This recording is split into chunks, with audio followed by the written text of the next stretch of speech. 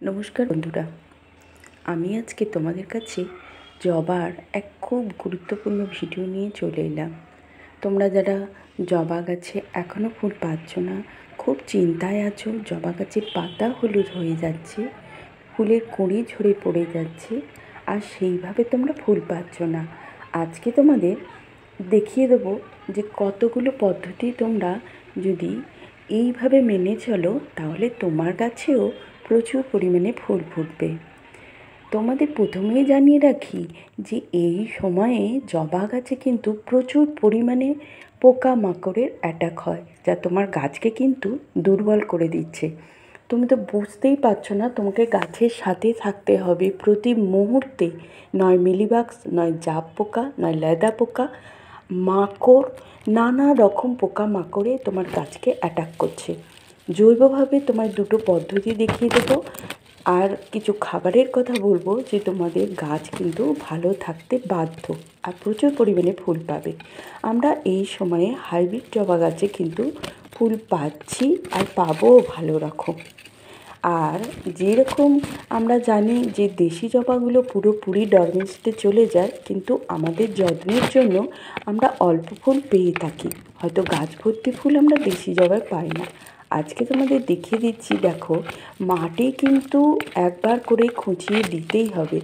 এই যে মাটিটা খোঁচালাম, এটা গাছটি ছোট, ভালো রকম ওপরে আসেনি শিকড়, আর এই গাছটা আমার বড় বলে দেখো শিকড় কিন্তু ওপরে চলে এসেছে।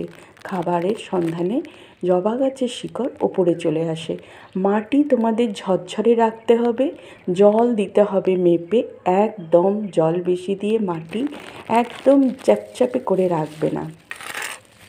আজকে তোমাদের জানিয়ে দেবো, দেখো আমি চা পাতা তো নিয়ে এসেছি। আমি প্রথম ভিডিও করেছিলাম 2-3 মাস আগে, প্রচুর তোমরা ওই ভিডিওটা দেখেছিলে যে ব্যবহার না করা চা পাতা গাছে, জবা গাছে দিলে গাছে আমরা কত রকম ভালো ফল পাই। আজকে আমি আগে পোকামাকড়ের কথা তোমাদের সাথে কথা বলে নিই। এই গাছটি আমার আড়ালে চলে গেছিলো, ভালোভাবে যত্ন করা হয়নি, দেখতে পাইনি একে, কিন্তু দেখো কর্পূর দেখাচ্ছি আজকে আমি। কর্পূরের সাথে এটা কি অ্যালোভেরা, অ্যালোভেরা যে জেলটা ভিতরে থাকে সেটাকে আমাদের প্রত্যেকের বাড়িতেই এখন অ্যালোভেরা আছে, সেখান থেকে আমরা স্লাইস স্লাইস করে কেটে কর্পূরের সাথে আমরা 2 থেকে 3 ঘন্টা ভিজিয়ে রাখবো। হ্যাঁ, এইটাকে ভালো করে একটুখানি হাতে দলে নেবো, খুব বেশি যে জেলটা বার করব তা না, তাহলে আমাদের গাছে স্প্রে করতে অসুবিধা হবে। আর এক টুকরো নিয়ে এইভাবে ন্যাকড়ায় বেঁধে, এই যে গাছে ঝুলিয়ে এইভাবে বেঁধে রাখলাম, তোমরা কিন্তু গাছে এইভাবে বেঁধে রাখবে, কারণ কর্পূরের গন্ধ এই পোকামাকড় পালায়। এইবার আমরা তো গাছে আমরা এই যে ভিজিয়ে রেখেছি 2 থেকে 3 ঘন্টা, বেশি কিন্তু না।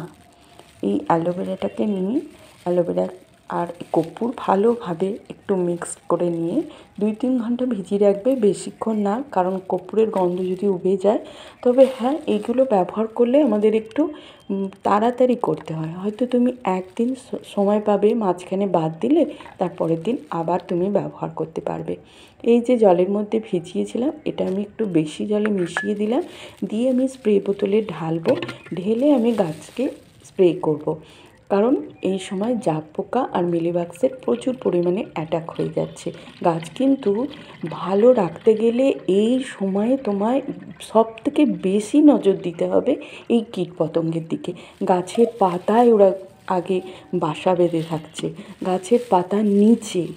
তুমি বুঝতেই পারবে না, তুমি গাছ দেখছো সুন্দর, ওপরের পাতাটা দেখছো, কিন্তু গাছের পাতার নিচে তো তুমি দেখছো না। না, গাছকে যখন তুমি দেখবে, গাছে আগে দেখবে যে কোনো পিঁপড়ে এসে গাছে ঘুরছে কি না।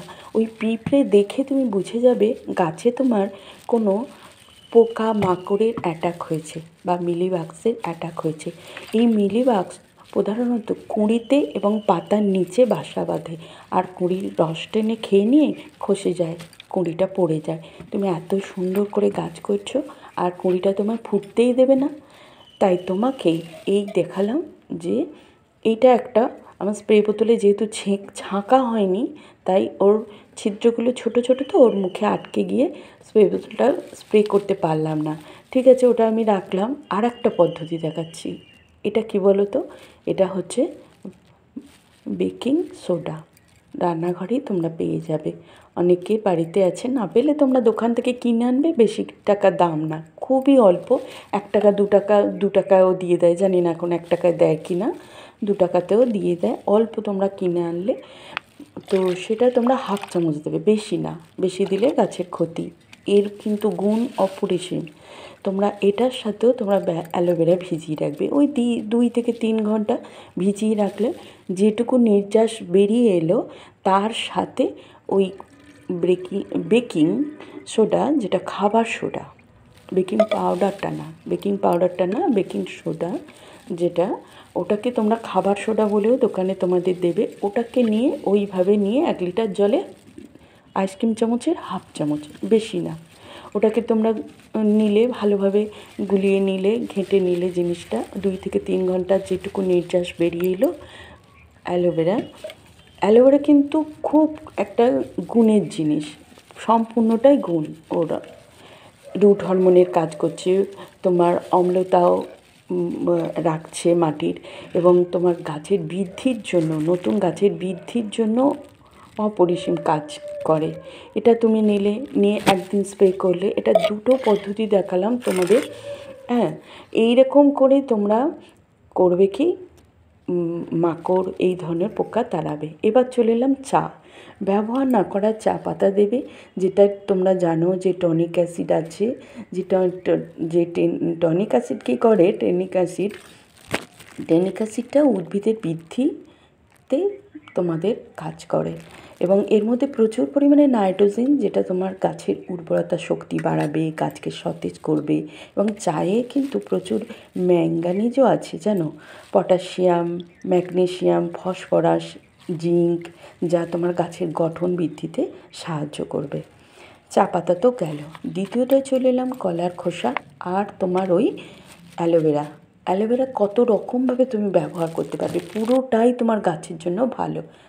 নিয়ে এলাম ফিটকিরি তোমার অল্প হাফ চামচ গুলে এর মধ্যেই রেখে দেবে 2-3 ঘন্টার মধ্যে, ওটাও গুলে যায় জলের মধ্যে, তোমার সারা রাত রাখতে হবে না। তুমি এই কেন দেবে তুমি, হ্যাঁ, এই ফিটকিরিটা তুমি কেন দেবে, তোমার মাটির পিএইচ লেভেলটা ভালো রাখে। আর এই যে অম্লতা, অ্যাসিডিক মাটি তোমায় তৈরি করে, যেটা জবা গাছ প্রচুর পছন্দ করে, প্রচুর ফুল আনতে তোমার সাহায্য করে। শুধু যে কলার খোসা তা না, ফিটকিরিটাও আর তোমার অ্যালোভেরার সাথে এই 3টি একসাথে মিশিয়ে অল্প অল্প করে সপ্তাহে 1 দিন দাও তোমরা। ফিটকিরির দামও খুব কম, তোমরা দোকান থেকেই পেয়ে যাবে। আর অ্যালোভেরা তো প্রত্যেকের বাড়িতে থাকে, ওইভাবে কেটে তোমরা অল্প অল্প করে স্লাইস কেটে তোমরা ভিজিয়ে রাখবে। ভিজিয়ে যেটুকু নির্যাস বার হলো 2-3 ঘন্টার মধ্যে, সেইটা কলার খোসা তো আছেই। আর এইসব খোসাগুলো একদম ফেলে দেবে না, অন্য মাটির সাথে আবার মিশিয়ে দেবে। তোমার গাছে প্রচুর পরিমাণে ফুল হবে, গাছের কী বলবো, যে পিএইচ লেভেল তো বাড়াচ্ছে, গাছের অম্লতা, মাটির অম্লতা যেটা বজায় রাখছে। এইভাবে তোমরা বেশি আরেকটু জল মিশিয়ে দিয়ে তারপরেতে তোমরা এই গাছে দিয়ে দেবে, যেটা তোমার রুট ট্রিটমেন্ট করে। রুট ট্রিটমেন্ট তোমার কিন্তু বেকিং সোডাও করে। এই জন্যই এই জিনিসগুলো দেখালাম। তোমাদের পচা রুট, একদম রুট পচতে দেবে না। তোমাদের ড্রেনের হোল যদি ভালো না থাকে, তাহলে বেকিং সোডা দিলে তোমাদের হবে কি, যে একটা শিকড়ও তোমাদের পচতে দেবে না। রুট হরমোনের কাজ করে, ফাঙ্গিসাইডেরও কাজ করে খাবার সোডা, যেটা আমি বলছি। আর তোমাদের তো অ্যালোভেরাও তার সাথে একই গুণ। এত তোমাদের যে কটা জিনিস আজকে বললাম খুবই ইম্পর্টেন্ট। প্রতিটা ধাপ একদিন করে তোমরা পাল্টে এটা খাবারটা দাও, এটা গাছে স্প্রে করো।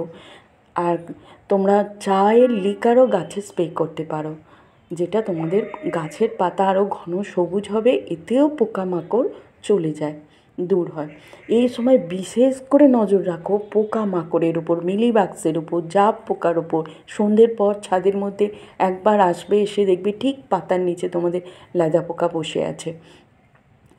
এক নিমিষে তোমাদের গাছের পাতাও খেয়ে নিচ্ছি, কুঁড়িও হাফ খেয়ে নিচ্ছে, অত বড় বড়। এই দেখো, এটা হয়েছে কি, জাপ পোকা। আমরা গ্রামে আগে যখন ছোটোবেলায় তখন বলতাম এগুলো মেরে পোকা বলতাম, জানি না এখন জাপ পোকা বলি। তো তোমরা এই পোকাও কীভাবে ওইভাবে কুঁড়িটাকে তোমার ওই যে ঘিরে ধরেছে না, এবার তোমার কুঁড়িটা খসে পড়ে যাবে। তার মধ্যে আমি দেখো খাবার সোডা গোলা আর অ্যালোভেরা গোলার জল স্প্রে করে করে ধুয়ে দিচ্ছি।